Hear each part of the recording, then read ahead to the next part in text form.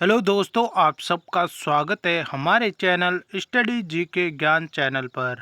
तो प्यारे विद्यार्थियों, आज की वीडियो में हम एसएससी एमटीएस हवलदार 2023 मोस्ट इम्पोर्टेंट जी के जीएस देखेंगे, जो आपके आने वाले एग्ज़ाम के लिए अति महत्वपूर्ण प्रश्न रहने वाले हैं। तो ये प्रश्न आपके एग्ज़ाम के लिए रामबाण साबित होंगे।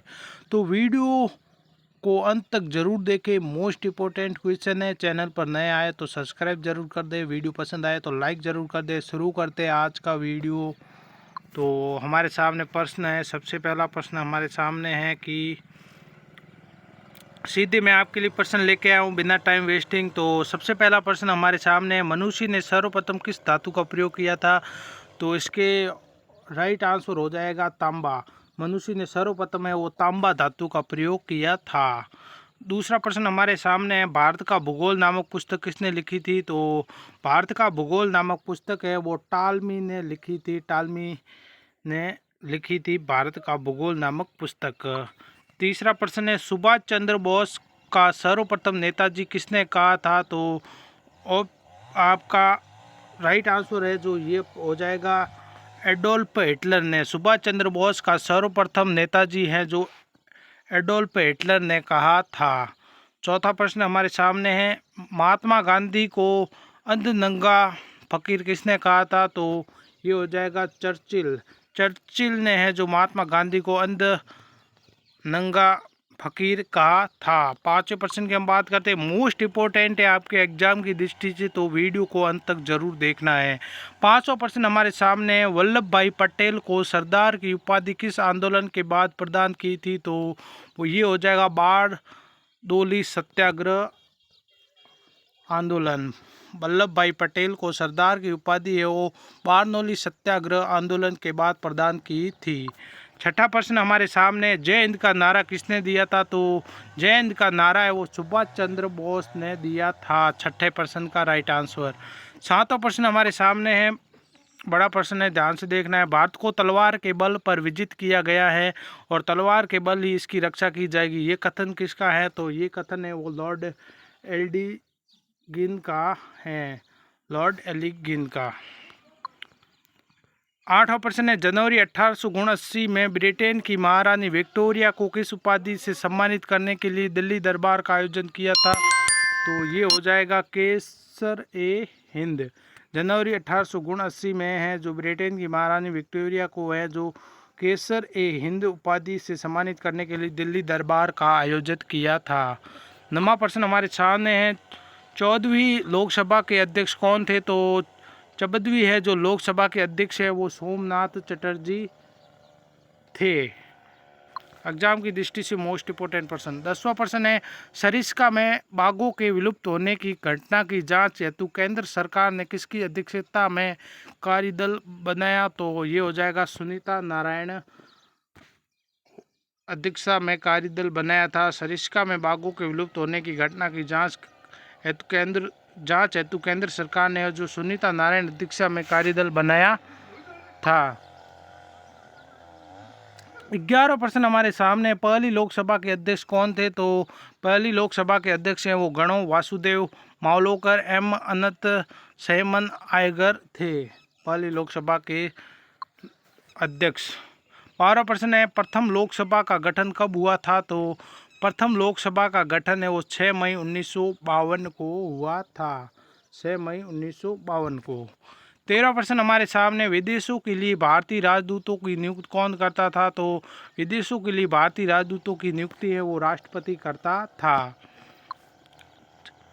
अगला प्रश्न है, राष्ट्रपति को क्षमादान की शक्ति संविधान के किस अनुच्छेद के अंतर्गत दी गई थी?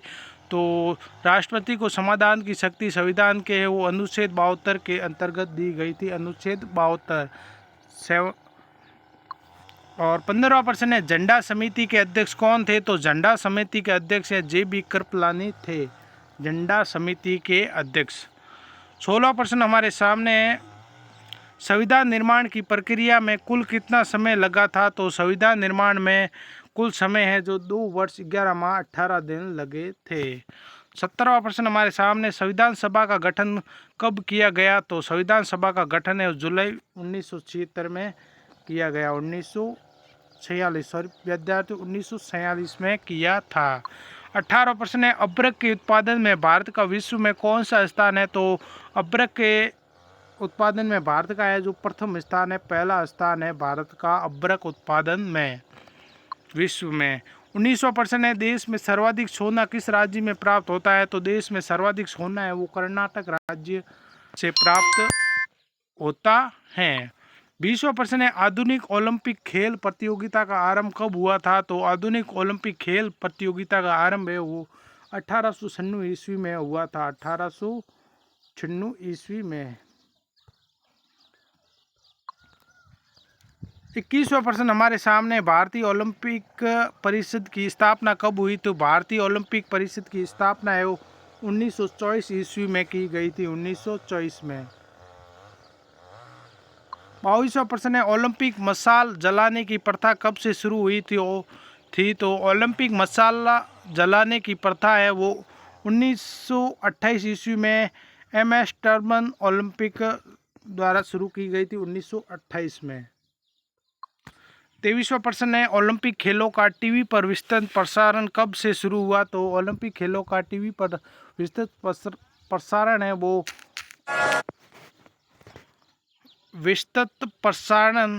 जो 1960 ईस्वी में ओलंपिक खेलों का टीवी पर प्रसारण किया गया 1960 ईस्वी में। 24वां प्रश्न है, राष्ट्रमंडल खेलों की शुरुआत कब हुई थी? तो राष्ट्रमंडल खेलों की शुरुआत है वो है 1930 ईस्वी में जो राष्ट्रमंडल खेलों की शुरुआत की गई थी। मोस्ट इम्पोर्टेंट प्रश्न है, ध्यान से वीडियो को देखना है। 25वां प्रश्न है, भारत ने पहली बार कब राष्ट्रमंडल खेलों में भाग लिया? तो भारत ने पहली बार है जो 1934 ईस्वी में दूसरे राष्ट्रमंडल खेल में भाग लिया था 1934 ईस्वी में। 26वां प्रश्न है, एशिया खेल का आरंभ कब और कहाँ हुआ? तो एशियाई खेल का प्रारंभ है वो 4 मार्च 1951 ईस्वी को नई दिल्ली में हुआ था। 4 मार्च 1951 ईस्वी को है जो नई दिल्ली में आरंभ हुआ था। 27वां प्रश्न है, क्रिकेट खेल का जन्मदाता कौन से देश को माना जाता है? तो क्रिकेट खेल का जन्मदाता है वो इंग्लैंड को माना जाता है। इंग्लैंड हो जाएगा राइट आंसर। 28वां प्रश्न है, फुटबॉल खेल का जन्म कहाँ हुआ? तो फुटबॉल खेल का जन्म है वो इंग्लैंड में हुआ है। 29वां प्रश्न है, वॉलीबॉल का जन्म किस देश में माना जाता है? तो वॉलीबॉल का जन्म है वो संयुक्त राज्य अमेरिका देश में माना जाता है। संयुक्त राष्ट्र अमेरिका राइट आंसर हो जाएगा। 30वां प्रश्न हमारे सामने, आधुनिक गोल्फ की सर्वप्रथम शुरुआत कहाँ हुई थी? तो आधुनिक गोल्फ की सर्वप्रथम शुरुआत है वो स्कॉटलैंड में शुरुआत हुई थी आधुनिक गोल्फ की। 31वां प्रश्न हमारे सामने, अमेरिका का राष्ट्रीय खेल कौन सा है? तो अमेरिका का राष्ट्रीय खेल है वो बेसबॉल है राष्ट्रीय खेल। 32वां प्रश्न है, सांड युद्ध कौन से देश को राष्ट्रीय खेल है? तो सांड युद्ध है वो स्पेन देश का राष्ट्रीय खेल है, स्पेन देश का। 33वां प्रश्न है, चीन का राष्ट्रीय खेल कौन सा है? तो चीन का है राष्ट्रीय खेल है जो टेबल टेनिस है, चीन का राष्ट्रीय खेल।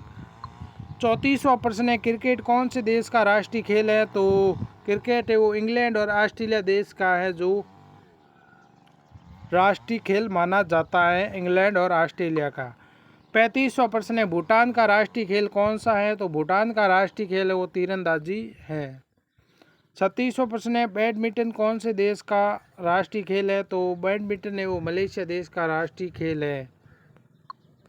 37वां प्रश्न है, पाकिस्तान का राष्ट्रीय खेल कौन सा है? तो पाकिस्तान का राष्ट्रीय खेल है वो हॉकी है।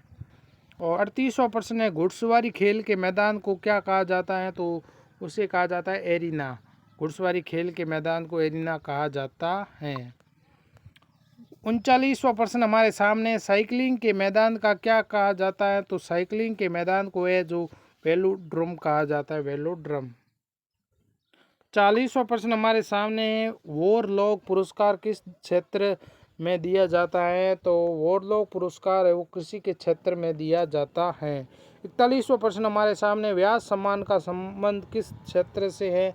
तो वो है साहित्य क्षेत्र से है, जो व्यास सम्मान का संबंध साहित्य क्षेत्र से है। ये थे कुछ छोटे प्रश्न मोस्ट इम्पोर्टेंट जो आपके एसएससी एमटीएस एग्ज़ाम 2023 में आ सकते थे। चैनल पर नए आए तो ऐसी वीडियो के लिए सब्सक्राइब ज़रूर कर दे और लाइक ज़रूर कर दे चैनल को, वीडियो को, और मिलते हैं अगली वीडियो में।